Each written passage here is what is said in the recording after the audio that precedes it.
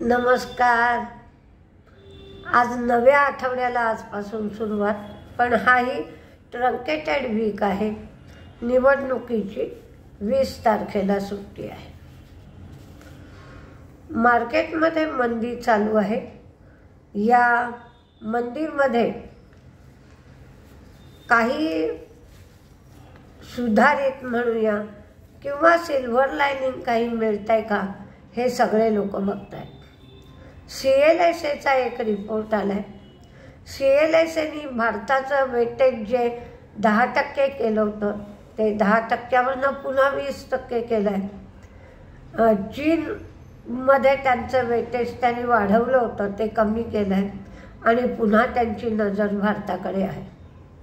त्यांनी 2-3 गोष्टीचा उल्लेख केला आहे की भारतीय मार्केट आता त्याचं व्हॅल्युएशन कमी झालं आहे कारण प्राइसेस तेवढ्या कमी झाल्या आहेत.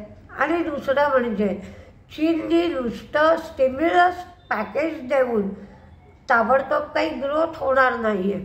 म्हणजे आपण एखाद्या मुलाला तापातून उठलं आहे म्हणून तुम्ही टॉनिक द्यायला लागून लगेच काय ते मूल पूर्वीसारखं होत नाही, लगेच काय गेलेली ताकद परत येत नाही. तसं नुसत्या स्टिम्युलस पॅकेजनी ग्रोथ होणार नाही. त्यामुळे CLSAचा व्ह्यू भारताच्या बाजूनी झाला आहे किंवा भारताच्या दृष्टीने पॉझिटिव्ह झाला आहे. फॉरेन इन्व्हेस्टर्सची विक्री 1849 कोटीची आहे, तर डोमेस्टिक इन्व्हेस्टर्सची खरेदी 2481 कोटींची आहे. रिलायन्स आणि डिझनी यांचं डील पूर्ण झालं आहे. त्यांनी जॉईंट व्हेंचर केलं आहे. नीता अंबानी आता त्याच्या चेअरमन झाल्या आहेत. गॅस डिस्ट्रीब्युशन किंवा गॅस ॲलोकेशन जे होतं ते गेलनी कमी केलं आहे. IGLला 16 नोव्हेंबरपासून गॅस ॲलोकेशन 20% कमी करण्यात आलं आहे. आणि अडाणी टोटल गॅसला सुद्धा 16 नोव्हेंबरपासून 13% गॅस ॲलोकेशन कमी केलं आहे. आणि त्यामुळे त्याचा प्रॉफिटॅबिलिटीवर परिणाम होऊ शकतो, IGLच्या सुद्धा आणि अडाणी टोटल गॅसच्या सुद्धा. होनासा ही फायद्यातून तोट्यात गेली आहे. त्यांचा रेव्हेन्यूसुद्धा कमी झाला आहे. डिलिव्हरीचा रिझल्ट मात्र चांगला आला आहे. डिलिव्हरी तोट्यातून फायद्यात आली आहे. 16 कोटी तोटा होता, त्याचा 57 कोटी फायदा झाला आहे. रेव्हेन्यू 12.8% वाढला आहे. मार्जिन 2.6% वाढला आहे. न्यूरेका NURECA यांनी झेप्टोबरोबर डिस्ट्रीब्युशन ॲग्रीमेंट केला आणि त्याचबरोबर त्यांचे प्रॉफिट मात्र कमी झाले. आता HEG बघूया. HEGचेही प्रॉफिट कमी झाले आणि रेव्हेन्यू कमी झाला. हा जो रिझल्ट आहे तो क्वार्टर ऑन क्वार्टर बेसिसवर चांगला आहे, पण YOY बेसिसवर कमजोर आहे. ग्रासिमचा रिझल्ट चांगला आला नाही आहे. पेंट बिझनेसमुळे त्यांना बरंच नुकसान सहन करावं लागलं आहे. प्रॉफिट कमी झालं आहे, रेव्हेन्यू वाढला आहे, मार्जिन कमी झालं आहे. स्वान एनर्जी यांचं प्रॉफिट, रेव्हेन्यू आणि मार्जिन सगळंच कमी झालं आहे. नजाराचा प्रॉफिट कमी झाला आहे, रेव्हेन्यू वाढला आहे, मार्जिन कमी झालं आहे. लेमन ट्रीच्या तिन्ही गोष्टी वाढल्या आहेत. बालाजी एमाइन्स यांचा प्रॉफिट वाढला आहे, रेव्हेन्यू कमी झाला आहे, मार्जिन वाढला आहे. मुथूटचा प्रॉफिट वाढला आहे, नेट इंटरेस्ट इन्कम वाढला आहे आणि त्यांचे AUM सुद्धा वाढले. सायंटनी ऑल इग्रो मायक्रो सिस्टीम बरोबरची भागीदारी वाढवली आहे. ही भागीदारी ऑटोमोटिव्ह इंडस्ट्रीला लागणारं मॅग्नेटिक सेन्सर आणि पॉवर सेमीकंडक्टर या बाबतीत ही भागीदारी होती. ती भागीदारीची मुदत वाढवली आहे. हिरो मोटोचा रिझल्ट चांगला आला. हिरो मोटोचे प्रॉफिट वाढले, रेव्हेन्यू वाढले आणि मार्जिनसुद्धा 40 बेस पॉईंट वाढले. त्यांनी सांगितलं की 3 फ्रेश लॉन्चेस करणार आहे. मागणी वाढती आहे आणि सणावाराचा जो सीझन आहे त्याला रिस्पॉन्स चांगला मिळतो आहे.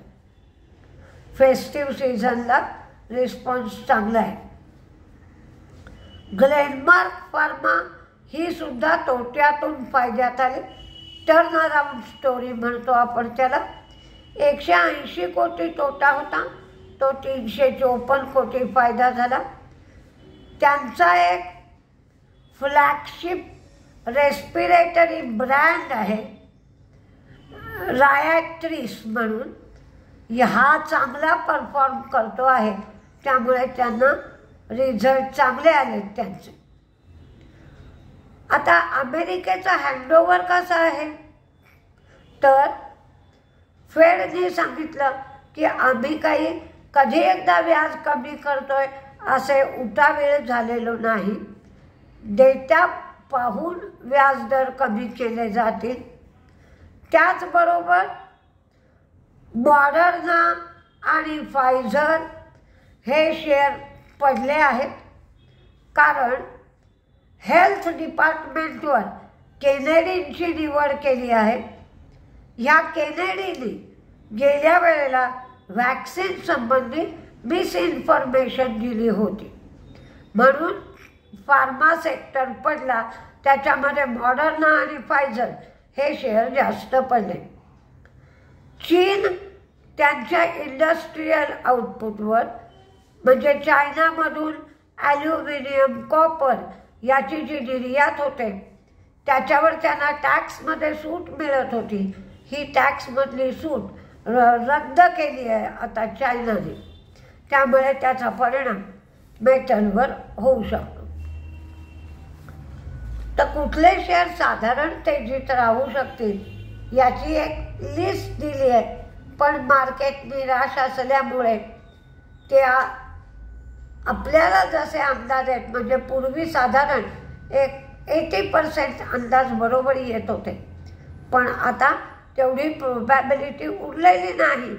तर तुम्ही फक्त तुमच्या वॉचलिस्टवर ठेवा. लेमन ट्री तेजीतले सांगते. Lemon Tree, Glenmark, Blue Jet Healthcare, Delhivery, Crompton, HDFC AMC, Cyient, Hindustan Zinc, Rajasthan gold mine ब्लॉकची बोली हिंदुस्तान झिंकनी जिंकलेली आहे म्हणून. इन्फो एज, ग्लोबल हेल्थ म्हणजेच मेदांता, हिरो मोटो रिझल्ट चांगला आहे. SBI card, LTI Mindtree, ONGC, Britannia, Indian Hotel, Max Finance, Zaggle Prepaid, Avanti Feeds आणि NTPC. NTPC ग्रीनचा इश्यू येतोय म्हणून दिला. तर मंदीमध्ये गॅस ॲलोकेशन कमी केलं म्हणून IGL, अडानी Total, MGL, GAIL, IndusInd Bank, Tata Consumer, ITC, Cummins, Grasim, Honasa, India Mart, Nestle, Polycab, Federal Bank, Dalmia Bharat, Godrej Consumer. बघूया काय काय होत आहे. 20 तारखेला महाराष्ट्राच्या निवडणुका झाल्या. की काही प्रमाणात अनिश्चितता कमी होईल. म्हणजे रोज मार्केट पडतंच आहे, पण पडल्यानंतर जरी सुधारलं तरी तेवढा रिलीफ जाणवतो. याच्यामध्ये आपण एवढंच करू शकतो की न घाबरता, कारण हे सुधारणार नक्कीच आहे, आज नाही उद्या. कुठलीही गोष्ट निसर्गात तशीच राहत नाही. जो वर गेलाय तो खाली येणार, जो खाली आहे तो वर जाणार, हे सातत्याने चालूच राहतं. फक्त कधी सुधारणार हा प्रश्न आहे. तर आपण न घाबरता आपल्याला जे शेअर घ्यायचे होते ते घेण्यासाठी आपल्याकडे जर पैशाची व्यवस्था असेल तर एक एक दोन दोन तुमच्या ऐपतीप्रमाणे हळूहळू ॲक्युम्युलेट करावेत. कारण आपल्याला आधी काही मार्केट निरोप देत नाही की मी 2 दिवसांनी सुधारणार, 1 दिवसांनी सुधारणार की पुढच्या आठवड्यात सुधारणार. आणि अचानक ज्या दिवशी मार्केट सुधारतं तेव्हा 1000-1200 पॉईंट अप जातं आणि मग आपल्याला जे शेअर स्वस्त मिळणार होते ते 100 रुपये महाग घ्यावे लागतात. त्यामुळे हळूहळू हळूहळू कण जसे वेचतो तसे आपण जे शेअर घ्यायचे होते ते अगदी थोड्या प्रमाणात गोळा करत जावेत, म्हणजे आपल्याला पश्चाताप करण्याची वेळ येणार नाही. बघूया मार्केट कसं चालतंय. नमस्ते.